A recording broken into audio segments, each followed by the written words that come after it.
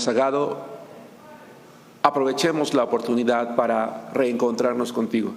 Que tu palabra, Señor, nos instruya de manera clara, suficiente, contundente, para que no tengamos, Señor, ninguna razón para decir que algo no se entendió. Para ello, dame la capacidad de hablar con claridad y con sencillez, y que al final todos seamos edificados con tu palabra. Lávanos con la sangre de Cristo Jesús y límpianos de todo pecado, para que podamos servirte, ya sea escuchando o, Señor, compartiendo, en este caso yo, Señor, la palabra. Que todos los hermanos, incluso los que no son aquí físicamente, que están en casa viendo la transmisión, también estén atentos y que hagan a un lado cualquier cosa que vaya a distraerles. En el nombre de Cristo Jesús. Amén. Amén. Muy bien, hermanos. El día de hoy quiero iniciar una nueva serie. Esta serie se llama Santidad, lo que Dios espera de nosotros. Santidad, lo que Dios espera de nosotros. Y es una serie de predicaciones, hermanos, con base en el libro de Levítico. Hermanos, el libro de Levítico es uno de los muchos libros del Antiguo Testamento que no son muy, como les dijera, muy famosos. Muy famosos en el sentido de que no se conozcan, sino no es muy común escucharlos en labios de los predicadores. Yo me incluyo entre ellos. ¿Por qué? Porque el libro de Levítico, hermanos, en una mirada muy somera, muy superficial, pues nos vamos a encontrar un libro que está lleno de leyes ceremoniales, de todas aquellas fiestas, celebraciones, ritos, vestimentas que tenía que llevar, que tenían que llevarse a cabo, hermanos, en la adoración a Dios, y que eran instrucciones para los sacerdotes, precisamente llamados levitas. Pero cuando nos dedicamos a estudiar el libro de Levítico, y debo de confesarles que hace ya mucho tiempo que tenía las ganas de estudiar este libro y lo había pospuesto hasta esta ocasión, si lo estudiamos con más detalle, si lo vemos con ojos de escudriñar, nos vamos a dar cuenta, hermanos, que el libro de Levítico en realidad es un manual práctico. Y eso es algo muy interesante. Es un libro que normalmente se desecha por tener tantas leyes e instrucciones ceremoniales, pero en realidad es un manual práctico que cuando lo leemos nos vamos a dar cuenta que con claridad habla al pueblo de Israel y a los cristianos de los tiempos modernos. Y lo habla con tanta claridad que me voy a atrever a decir una cosa. El libro de Levítico, hermanos, no solamente es un manual práctico, sino podríamos en términos modernos considerarlo como un buen curso de discipulado para toda persona que pretenda tener comunión con Dios. ¿Por qué? Porque en sus páginas o en sus letras Dios instruye a su pueblo de Israel acerca de cómo debe de vivir una vida consagrada, agradable delante de sus ojos. Levítico capítulo 1, versículo 1, dice la palabra de Dios, Levítico capítulo 1, versículo 1, llamó Jehová a Moisés y habló con él desde el tabernáculo de reunión diciendo, llamó Jehová. Y de allí el título de esta primera predicación. El título se llama El llamado a la santidad. Hermanos, ¿quiénes eran los receptores, los primeros receptores? ¿Quiénes eran las personas que estaban recibiendo este libro? ¿A quién en primer lugar estaba dirigido, hermanos? ¿Y por qué? ¿Para qué? ¿En qué momento? Los primeros receptores, hermanos, del libro de Levítico eran los sacerdotes. Ellos tenían que dominarlo completamente, tenían que conocerlo al pie de la letra. Hoy nosotros, como hijos de Dios, para poder conocer y para poder comprender bien este libro de Levítico, no solamente tenemos que leerlo, como dije hace rato, con lupa, con ojos de detalle, sino que afortunadamente, hermanos, o más bien gracias a Dios, tenemos no solamente toda la Biblia, sino otro libro con el cual guarda una completa referencia, que es el libro de Hebreos. Para poder entender Levítico tenemos que ir al libro de Hebreos, hermanos, y poder comparar lo que está diciendo en una porción y en otra. Y cuando nosotros comparamos el libro de Hebreos con el libro de Levítico, vamos a descubrir que el libro de Levítico, hermanos, es un libro maravilloso. Es un libro maravilloso. ¿Por qué, hermanos? Porque tiene instrucciones que no solamente se podían aplicar a la vida del pueblo de Israel hace cientos de años o miles de años, sino que sus instrucciones fácilmente pueden aplicarse a la vida cristiana de cualquier persona el día de hoy. Y quiero llamar su atención a las primeras dos palabras de Levítico capítulo 1, versículo 1. Llamó Jehová. Hermanos, el libro de Levítico es un nombre que surge de una versión griega de la Biblia que se llama la Septuaginta, que fue una traducción del hebreo al griego que se llevó a cabo durante el segundo siglo antes de Cristo y que muy probablemente usó Jesucristo. Pero en la Biblia hebrea, los hebreos acostumbran a nombrar los libros con base en las primeras palabras. Así que este libro en la Biblia hebrea en realidad se llamó Jehová. Sí, para el hebreo este libro se llamó Jehová. ¿Por qué? Porque el libro de Levítico es un llamado de Jehová para el pueblo de Israel a través de Moisés. Y el llamado que Dios le está haciendo al pueblo de Israel, hermanos, a través de Moisés, es un llamado a la santidad en todas las áreas de la vida. Cualquier persona que inicie una comunión con Dios debe de saber lo que Dios espera de él. Ahora bien, yo les dije hace rato que el libro de Levítico es un manual. El día de hoy, normalmente todo lo que compramos trae un manual, ¿a poco no? ¿Cuál es el propósito de un manual? Que funcione bien el producto, hermana. Primero que nada, leerlo, tienes razón, eso es muy bueno, porque los manuales normalmente los agarramos y los aventamos y empezamos a armar. Y cuando algo nos sobra, decimos, oye, pero como que no. Y tenemos dos opciones. ¿Funciona? Déjalo. Y resulta que esa pieza podía tener o podía darnos otras funciones a lo que compramos, pero como no leemos el manual, pues no lo descubrimos nunca. Quien todavía usa un poquito de prudencia dice, oye, pues fíjate en el manual. Ajá, ¿verdad? Ya decimos, bueno, pues fíjate en el manual. Yo dije hace rato que el libro de Levítico es un manual, porque el pueblo de Israel acaba de salir de la esclavitud de Egipto. Ellos van a caminar rumbo a la tierra prometida, pero ¿cómo tienen que relacionarse con Dios? ¿Qué tienen que hacer? ¿Cómo lo tienen que honrar? Dios les da un manual, el libro de Levítico. ¿Sí nos damos cuenta? Es en ese sentido que es un manual. Y en ese manual el Señor va a discipular a todo su pueblo en todas las áreas de su vida para que entiendan que Dios esperaba de ellos algo que ya les había dicho, solo que no les había dicho cómo. Ojo, ya les había dicho lo que esperaba de ellos, pero no les había dicho cómo lo iban a alcanzar. Vamos a Éxodo capítulo 19, versículo 16. Éxodo capítulo 19, versículo 16. Es un llamado a la santidad en todas las áreas de la vida de aquella persona que pretende tener comunión con Dios. Dice Éxodo 19:6, y ustedes y vosotros me serán un pueblo, me serán un reino de sacerdotes. ¿Y qué dice? Gente santa. Ya les había dicho lo que esperaba de ellos, no les había dicho cómo lo iban a poder alcanzar. El libro de Levítico lo dice. Cuando nosotros ganamos para Cristo a una persona, le decimos, ahora eres un hijo de Dios. Dios te ha librado de la esclavitud del pecado. Tienes que empezar a vivir conforme a la voluntad de Dios. Y Él te pregunta, ¿pero cómo? Te voy a empezar a discipular para que sepas cuál es la vida que Dios espera de ti. Ahora bien, una pregunta. ¿Por qué Dios decidió que una de las primeras cosas que el pueblo supiera? Fíjense, ¿por qué Dios decidió que una de las primeras cosas que el pueblo tenía que saber era que Dios esperaba de ellos? Una vida santa.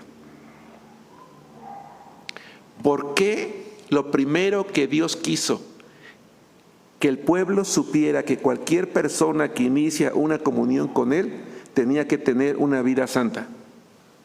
Me imagino que pues venían de la esclavitud, ¿no? Salían de la esclavitud de Egipto. Entonces, los egipcios adoraban a muchos dioses. Ajá, venían de adorar a muchos dioses. Pues ellos, aunque sabían que Dios era Dios y que era el único, Sí. era la forma de decirles, apártense Ajá. de aquella vida que solían llevar. ¿Te gusta la palabra? Dices, quería que supieran que se apartaran. ¿Estarías de acuerdo conmigo si cambiamos esa palabra, apártense, por rompan completamente con lo pasado? Por supuesto. ¿Verdad que sí? Sí. Ahora, ¿por qué se lo tienes que decir a una persona cuando empieza? Es decir, al principio. Porque eso es lo que Dios espera de nosotros. Es porque lo que Dios espera de nosotros, pero ¿por qué más? Tiene razón, ¿por qué más?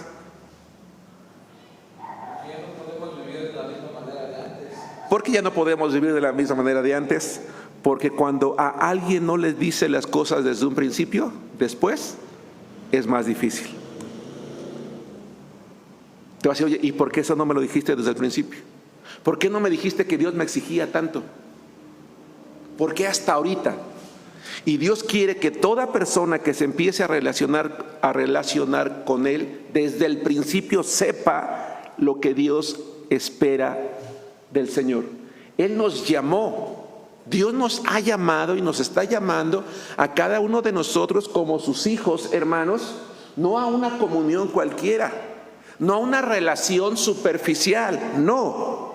Dios nos está llamando, hermanos, a un compromiso verdadero. Seguir a Cristo requiere un compromiso verdadero. Dios es santo. Dios es santo. Y en el pasado, el pueblo de Israel tenía que entender que ellos, permítame usar una palabra, como instrumentos de Dios entre Él, o como intermediarios entre Él y el mundo,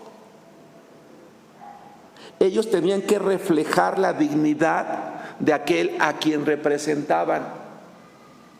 Una persona que acepta a Cristo, cuando le empezamos a discipular, tenemos que decirles que Dios es santo y espera de Él un compromiso verdadero, de tal manera que Él, en la medida en la que empiece a caminar en la vida cristiana, debe de reflejar la dignidad de Dios, porque Dios lo envía al mundo. El enviador es santo.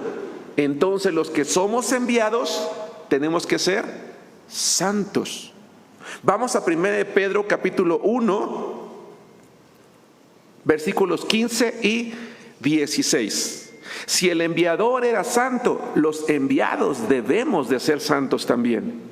Por eso 1 Pedro, hermanos, no podríamos entender 1 Pedro 1, 15 y 16 sin entender el libro de Levítico, hermanos. Qué interesante. Para poder entender, hermanos, muchos versículos del Nuevo Testamento, tenemos que conocer Levítico. Y dice 1 Pedro 1, 15 y 16, sino como aquel que os llamó es santo, sed también vosotros santos en toda vuestra manera de vivir, porque escrito está, sed santos porque yo soy santo. ¿Dónde está escrito eso? En Levítico. Sean santos porque yo soy santo. Hermanos, se acaba de hacer un estudio de lo que está pasando, hermanos, en el mundo. En las iglesias cristianas en todo el mundo, 2/3 partes de los niños que hoy son adolescentes y jóvenes se están yendo de las iglesias. 2/3 partes, es mucho. 2 de cada 3 niños o adolescentes que estuvieron por lo menos un año en una iglesia cristiana se están yendo. Y cuando se hizo una investigación acerca de por qué se están yendo, se le preguntó a miles de jóvenes y en un 90% de ellos dijeron, porque ahora que estoy lejos de la iglesia me siento libre de la carga de saber que tengo que estar cumpliendo con Dios en todo. Incluso una señorita fue entrevistada y dijo, ahora soy más feliz porque no estoy con la presión de que tengo que obedecer a Dios. No estoy con la presión de que no puedo hacer esto. No estoy con la presión de que no puedo hacer el otro. No estoy con la presión de... Hermanos, algo está pasando en el mundo. Está habiendo guerras, está habiendo desastres, está habiendo hambre, está habiendo muchas cosas. Y la palabra de Dios dice, no estoy diciendo que el Señor vaya a venir ya, pero lo que la palabra de Dios dice es que cuando la venida del Señor estuviera cerca, iba a haber una gran apostasía. Y apostatar significa retroceder en la fe. Lo que está diciendo la Biblia es que entre más pronto venga Jesucristo, entre los cristianos, entre la gente que le seguía, iba a venir un retroceso, un enfriamiento espiritual, de tal manera que la gente iba a empezar a dar la espalda. Hoy el cristianismo está creciendo a un nivel del 1% anual, nada. Está creciendo afortunadamente, pero 1% no es nada. Y no es nada, hermanos, y una de las muchas razones, ahora, esta no es la única razón, hay otras razones, pero una de las razones es por el relajamiento que hay. No, yo quiero vivir, yo quiero disfrutar, pero lo que la Biblia dice, oye, lo que yo espero de ti es un verdadero compromiso, es santidad. Si yo soy santo, dice Dios, tú tienes que ser santo. Ahora, ¿qué es santidad? Santidad no es conocer la Biblia. No es conocer la Biblia. Yo sé la Biblia, yo conozco la Biblia, domino la Biblia, te puedo decir toda la Biblia. No, santidad no es conocer la Biblia, santidad es vivir la Biblia. Ahí está la gran diferencia. Vivirla en nuestro andar cotidiano. Es algo, el cristianismo es algo que se manifiesta de manera práctica. Por eso Santiago dijo, seamos hacedores de la palabra, no oidores, porque si no solamente nos estamos engañando a nosotros mismos. Les voy a decir una cosa, hermanos, para una persona que ya fue cristiana y conoció mucho de la Biblia y se envuelve en el pecado, volver es muy difícil. Es más difícil volver a traer a Cristo a un cristiano que a un inconverso. ¿No les parece increíble? Es más difícil volver a traer a un cristiano a Cristo que a un inconverso, porque el cristiano cree que sabe, no acepta reprensión. No, santidad es obedecer al Señor en todas las áreas de nuestra vida. Por eso es que en este llamado que el Señor nos hace a ti y a mí, debo de confesarles una cosa. La serie se llama Santidad, lo que Dios espera de nosotros. Originalmente le iba yo a poner Santidad, lo que Dios espera de ti. Más personal. Pero dado que, y espero que en un futuro alguien que escuche este mensaje que aún no tiene una comunión con Cristo, ¿cómo puede un no creyente tener santidad si no tiene comunión con Cristo? Entonces, cuando hablo de nosotros, me refiero a nosotros los creyentes. Por eso estamos hablando de Dios a su pueblo. A través de Moisés le hace un llamado a la santidad. Y entonces ese sermón, estas leyes, estos mandamientos que Dios le da a Moisés, Moisés se los hace llegar al pueblo para decirle, oye, es para todos ustedes. Es como un sermón que Dios le da al predicador, que le da a Omar cuando predica, que me da a mí cuando predica. Oramos, estudiamos la palabra, la consagramos al Señor, ya no la dio, ahora la comunicamos a la iglesia y a través de esa predicación, entonces es un llamado para toda la iglesia. ¿Sí van conmigo? Bien, vamos, hermana. No, está bien.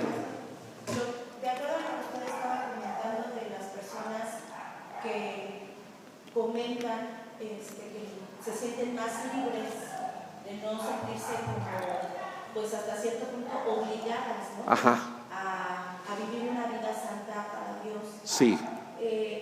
Yo creo, pastor, que también pues parte mucho de cómo nosotros, lo que ahorita estaba diciendo, no tanto conocemos a Dios hablando de solamente el conocimiento, sino de cuánto realmente aplicamos lo que sabemos en nuestra vida. Sí. Y ciertamente, pastor, el domingo tuvimos la oportunidad, mi esposo y yo, de platicar con personas y están de verdad lo que él te está diciendo es, lo vivimos. Ajá. De personas que conocen, o sea, que Sí. fueron cristianas o son cristianas, y les está costando, o sea, impresionantemente Sí. decir, yo conozco la Biblia, Sí. pero ¿cuánto de eso lo podemos aplicar? Claro. La vida es diferente cuando la aplicas. Curiosamente, el conocimiento en realidad se convierte en una barrera.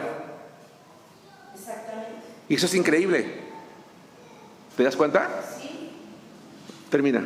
Y entonces es donde yo pienso, pastor, que todo es voluntario con Dios. Sí. Nada es obligado. Ajá, sí, Y claro. es ahí donde entramos en esta parte donde pues podemos estar aquí muchos, Sí. pero ciertamente nuestra vida Ujú. y nuestra relación con Dios Sí. no depende ni del pastor ni de los Ujú. hermanos que Sí. predican, sino de nosotros mismos. Sí. Si nosotros realmente podemos engañar a muchas personas de cómo vivimos la vida Sí. cristiana, Sí. pero a Dios no. Claro. Eso es aplicable en el momento en el que transcurre el tiempo y se va dando cuenta los frutos que hay en nuestra Claro. vida. Por eso el propósito de esta serie es ese. Es hacer un llamado a todos aquellos que somos seguidores de Cristo para realmente empezar a ir en contra de la corriente de este mundo. Y creo que va a ser más difícil, ¿no, pastor? Claro. Cada vez más. Sí, cada vez va a ser más difícil. Pero si en este momento, conscientes de que 2/3 partes de adolescentes y jóvenes a nivel mundial se están yendo al mundo porque dicen, yo ya no quiero vivir bajo esa presión, y las iglesias, el cristianismo está creciendo a un ritmo del 1%, que prácticamente no es nada, eso significa que entonces en el grueso de las iglesias, por lo que estamos peleando es por mantener a los que ya están, que no se vayan, porque son muy pocos los que van a llegar. Pero ¿cómo vamos a detener a los que no se vayan, si es que es la palabra más correcta? ¿Con espectáculos? ¿Con cantos y bailes? ¿Con danzas? ¿Con trompetas? No, diciéndole lo que Dios espera. Y lo vamos a ver un poquito más adelante, aunque eso nos cueste perder más. El llamado de Dios a su pueblo a través de Moisés fue a la santidad, no a menos que esto. Incluso ahora te voy a decir una frase. 1. Vamos a considerar entonces 4 aspectos. Vamos a considerar 4 aspectos que es importante que nosotros consideremos. Primero que nada, si yo quiero tener una comunión con Dios, quiero mantener una buena relación con Dios, lo primero que debo de recordar es que debe de haber una distinción de vida. Quienes seguimos a Cristo debemos de practicar los valores que la Biblia enseña, porque ellos van a moldear nuestra vida de tal manera que nos hará diferentes a los demás, y en la medida en la que seamos diferentes a los demás, Dios nos va a ver de una manera especial, tal como quería hacerlo con su pueblo. Vamos a Deuteronomio capítulo 7, versículo 6. Deuteronomio capítulo 7, versículo 6. La palabra nos va a moldear, nos va a hacer distintos, va a hacer que seamos vistos por Dios de una manera especial. Él quería ver a su pueblo de una manera especial. Dice la palabra de Dios en Deuteronomio 7, 6, porque tú eres pueblo santo para Jehová tu Dios. Jehová tu Dios te ha escogido para hacerle un pueblo especial, más que todos los pueblos que están sobre la tierra. Y también hoy el Hijo de Dios, la iglesia, hermanos, es el cuerpo de Cristo, es especial. Este cambio, hermanos, ese cambio de vida que debe distinguir a aquellos que somos cristianos, no es producto de la casualidad, no es producto del esfuerzo humano. No, el cristiano es una persona que abandona el pecado como resultado simple y sencillamente de que es un hijo de Dios. Ojo, va de nuevo la idea. El cambio de vida que el cristiano debe de tener, la distinción de vida, no es el resultado ni de la casualidad ni del esfuerzo humano. Y me voy a atrever a decir una palabra que, si crea duda, la voy a ampliar un poquito más al rato. Ni siquiera de la obediencia. Simple y sencillamente es un cambio que debería de venir porque somos hijos de Dios. Naturalmente. Vamos a la Biblia, a Romanos capítulo 6, versículo 22. Romanos capítulo 6, versículo 22. Dios saca a su pueblo de la esclavitud, les da un manual de instrucciones, les da un curso de discipulado para decirles tienen que empezar ahora a distinguirse de entre los otros pueblos. Cuando nosotros ganamos a alguien para Cristo, es liberado de la esclavitud del pecado, le damos el manual que es la Biblia, lo empezamos a discipular y le decimos, oye, tu vida tiene que ser distinta, diferente. ¿Cómo? ¿Por qué? Romanos 6:22 dice, mas ahora que habéis sido libertados del pecado y hechos siervos de Dios, tienen por fruto la santificación. Hermanos, cuál es el fruto de la salvación? La santificación. Eso debería de ser natural. Si alguien dice soy cristiano, se está santificando. Y entonces sí, es el resultado de la obediencia, claro que sí. ¿Por qué? Porque entiendo que debo de tener una distinción de vida, tengo el Espíritu Santo, soy un hijo de Dios, de manera natural me voy a santificar y yo ahora sí decido obedecer, mantenerme en ese camino de santificación porque tengo como fin la vida eterna. ¿Por qué un cristiano es distinto? Porque obedece la palabra de Dios.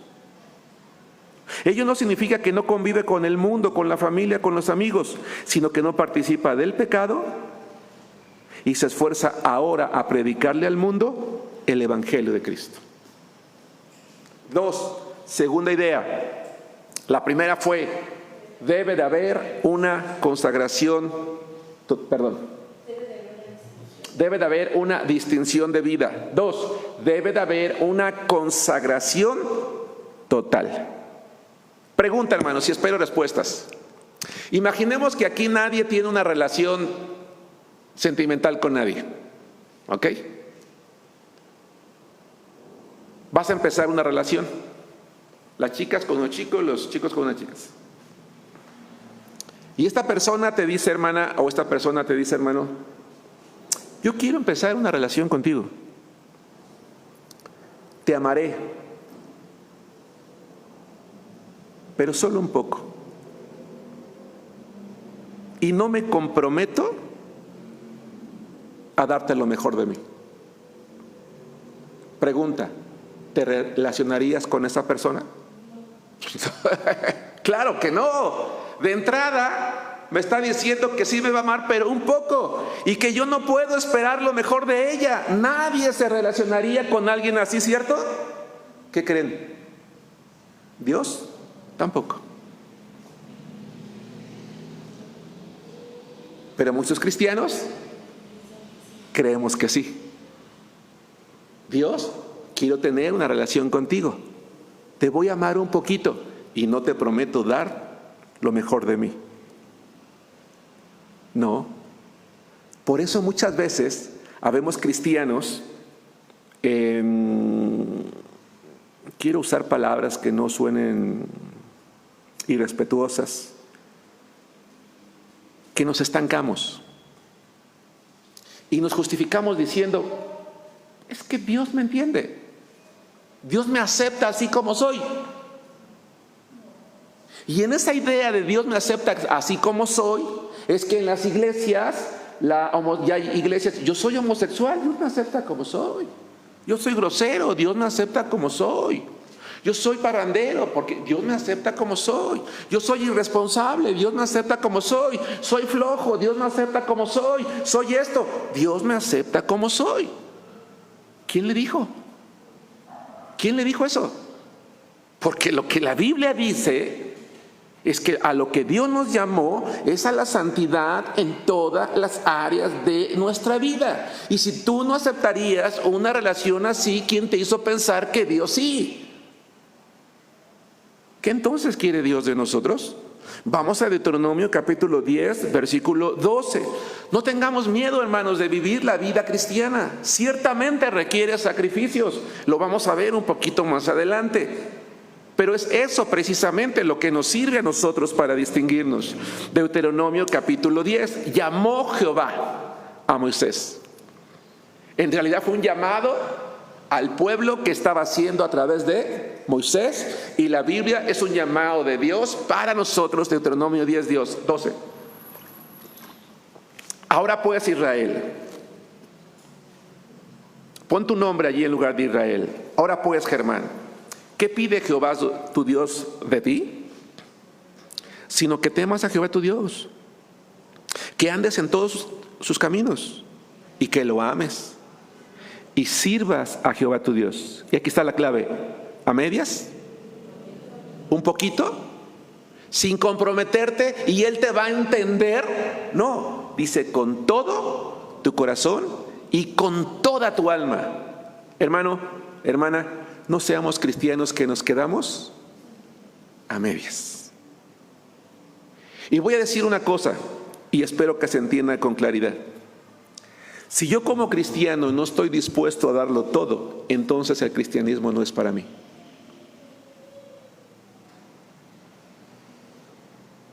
Si tú no estás dispuesto a darlo todo, el cristianismo no es para ti. Porque si viene alguien y me dice: Germán, yo te voy a amar, pero a medias, y nunca me voy a esforzar en darte lo mejor de mí, yo le voy a decir: yo no puedo tener una relación contigo, tú no eres para mí. No sé si me explico. Entonces el cristianismo no es para mí, porque el cristianismo me pide todo. Porque Dios, ¿qué me dice? Quiero todo. Ahora bien, todos estos jóvenes y todas esas personas que están saliendo de las iglesias dicen: ahora estoy más feliz porque no tengo la presión de tener que estar agradando a Dios. A ver, vamos a Juan capítulo 6, versículos 67 y 68. El problema es que fuera del Señor no hay nada mejor. El problema es que fuera de Dios no hay nada mejor. Por eso Jesús le dice a sus discípulos en Juan 6, 67 y 68. Dijo entonces Jesús a los 12. ¿Se acuerdan ustedes? La gente está abandonando a Jesús porque lo que les está pidiendo, ¿qué era? Dice: dura palabra es esta, qué difícil. Le dicen a Jesús: Señor Jesús, lo que tú nos pides es mucho compromiso, esto está muy difícil. Y se empiezan a ir. Y Jesús dice: no se vayan, por favor, no me dejen solo, ¿a quién le voy a predicar? Porque a veces queremos, a los hermanos queremos rogarles: me voy a ir de la iglesia. Que Dios te bendiga. No, ni me rogaron, ni me dijeron nada, ni siquiera trataron de detenerme. Es que aquí nadie está a la fuerza. Aquí nadie está a la fuerza. Aquí estamos porque queremos agradar a Dios. Y Jesús dice: pues ya se fueron todos, nomás quedan ustedes. Adelante. ¿Se quieren ir también? Dice Jesús. Adelante. Y Pedro le responde: Señor, pues es que si nos vamos, ¿a dónde nos vamos? ¿Con quién nos vamos? ¿Quién nos va a dar lo que tú nos das? Y se quedaron. ¿Sí se dan cuenta? Hasta que cada uno de nosotros no entendamos que lo que Dios nos da es mucho más de lo que nosotros le damos, entonces no nos vamos a quedar. Yo no digo que en el mundo no tenga cosas que se pueden disfrutar. Por eso he dicho en más de una ocasión como pastor y en las clases de discipulado, algo que a mí me gusta enfatizar es: oye, eres cristiano, pero disfruta la vida, solo que ahora haciendo cosas que le agradan a Dios. Se acaban de ir de vacaciones, hermanos, ¿disfrutaron? Porque si me dijeran que se fueron a encerrar, a llorar, a un hotel, a un lugar, pues se hubieran quedado aquí, ¿no? O sea, el cristiano tiene derecho a reír, a contar un buen chiste, a ser feliz, a disfrutar la vida. Por supuesto. No somos llamados al sufrimiento. ¿Quién dijo eso? Algún día vamos a sufrir por la causa de Cristo, pero eso es otra cosa.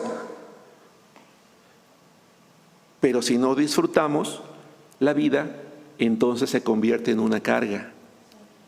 Y por eso para muchos que se olvidaron de disfrutar la vida, las exigencias de Dios se convirtieron en una carga. Y por eso dijeron: nos vamos.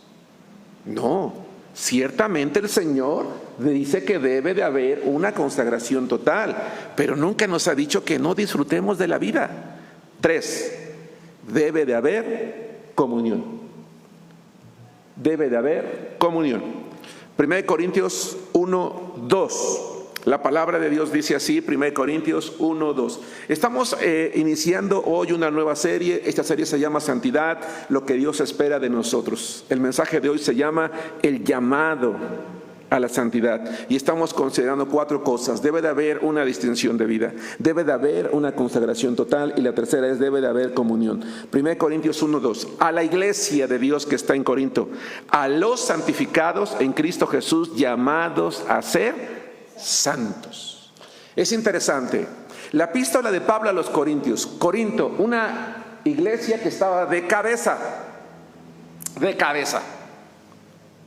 Pablo les va a escribir una epístola.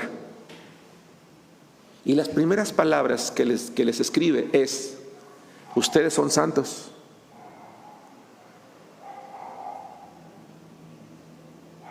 Pudo haber escrito algo como: a ver, bola de hermanos rebeldes, me enteré de que todos ustedes son una bola de pecadores y ahorita con mi autoridad apostólica los voy a reprender en el nombre del Señor para que Dios los castigue. Pablo pudo haber dicho eso porque tenía la autoridad, pero no lo hizo. Dijo: les voy a recordar lo que son. Son santos y les voy a recordar a qué son llamados. ¿Sí se dan cuenta? ¿A qué son llamados? A ser santos. El llamamiento a la santidad la obedecemos mejor cuando estamos en comunión con quienes tienen ese llamado. Regresemos al libro de Levítico porque estamos estudiando el libro de Levítico. El libro de Levítico dice, hermanos, que cada cierto tiempo el pueblo de Israel tenía que ir al templo o al tabernáculo y luego al templo y tenía que participar de las celebraciones, ¿verdad?, que servían para alabar al Señor, que era una obligación. ¿Por qué Israel tenía que ir a las celebraciones religiosas, al tabernáculo y luego al templo? ¿Por qué el tabernáculo estaba en medio de ellos? Porque el templo era un edificio emblemático que los identificaba como nación. Es muy simple. Porque Israel tenía que recordar que ellos eran un pueblo santo, que eran una familia, y que la base de su unión era su fe en Jehová y que por tanto la adoración tenían que hacerla en comunión. Por eso la palabra de Dios dice: de ti será mi alabanza en la gran congregación, dice el Salmo 22:25. Mis votos pagaré delante de los que te temen. Alabaré a Jehová con todo el corazón en la compañía y congregación de los rectos, dice el Salmo 111:1. Dios nunca en su manual de discipulado le hizo creer al pueblo que tenían que vivir, permítame usar la palabra, un cristianismo solos. Siempre era en comunión con aquellos que le alababan también. Los cristianos hoy, no el pueblo de Dios, sino el cuerpo de Cristo, también debemos de mantenernos unidos a través de la comunión, porque así como Israel era una familia en Jehová, nosotros somos una familia en Cristo. Dice Efesios 2:19: así que ya no son extranjeros ni advenedizos, sino conciudadanos de los santos y miembros de la familia de Dios. Los cristianos, hermanos, tenemos una familia grande, tenemos muchos hermanos y tenemos un solo Padre, que es Dios. El llamamiento a la santidad que Dios hizo a su pueblo y que hoy hace a la iglesia se logra en la iglesia, con la iglesia, a través de la iglesia. Por tanto, debemos de mantener la comunión con la iglesia y debemos de ser santos para que la iglesia sea santa. Si la iglesia no es santa, puede ser por mi culpa, porque es un cuerpo. Y es una gran carga. Vamos a 2 Corintios 11:2. Estoy entrando en la recta final, casi termino, denme unos minutos más. 2 Corintios capítulo 11, versículo 2. Porque os celo con celo de Dios, pues os he desposado con un solo esposo para presentarlos como una virgen pura, santa. ¿A quién? a Cristo. Y para poder ser una virgen pura, santa, tiene que haber una limpieza diaria. Uno de los propósitos, hermanos, del libro de Levítico, como manual de discipulado, era enseñarle al pueblo de Israel que todos los días se tenían que purificar a través de un sacrificio de sangre. Todos los días, en la mañana y en la tarde, tenían que purificarse a través de un sacrificio de sangre, de un holocausto. Porque todos los días tenían que recordar que santidad es lo que Dios esperaba de su pueblo. Santidad es lo que Cristo espera de la iglesia. Santidad es lo que Dios espera de ti, de nosotros. ¿Sí van conmigo?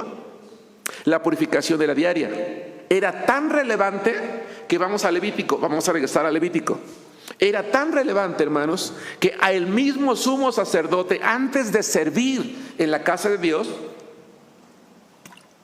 tenía que hacer algo. Levítico capítulo 16, versículos 23, 24 y 25. Leo la palabra de Dios que dice: después vendrá Aarón al tabernáculo de reunión y se quitará las vestiduras de lino que había vestido para entrar en el santuario y las pondrá allí. Lavará luego su cuerpo con agua en el lugar del santuario y después de ponerse sus vestidos saldrá y hará su holocausto y el holocausto del pueblo y hará la expiación por sí y por el pueblo, y quemará en el altar la grosura del sacrificio por el pecado. Pregunta: ¿qué hacía Aarón antes de servir? Purificarse. ¿Saben ustedes, hermanos que están aquí y que están en la transmisión, qué tenemos que hacer las personas que servimos en la iglesia antes de empezar? Antes de dirigir, antes de tocar, antes de cantar, antes de predicar, antes de enseñar. ¿Saben qué tenemos que hacer? Purificarnos. Puedes hacerlo en tu casa o si no, llega más temprano. Por eso a mí me gusta llegar temprano. Y la iglesia lo sabe. Siempre en cada servicio, particularmente los domingos, llego un par de horas antes porque dedico tiempo a orar a Dios por el servicio. Y le digo: Señor, hoy te consagro el culto de hoy. Este lugar está vacío. Oro aquí en la capilla. Le digo a Dios: Señor, que cada persona que ocupe un lugar venga con una actitud de adoración.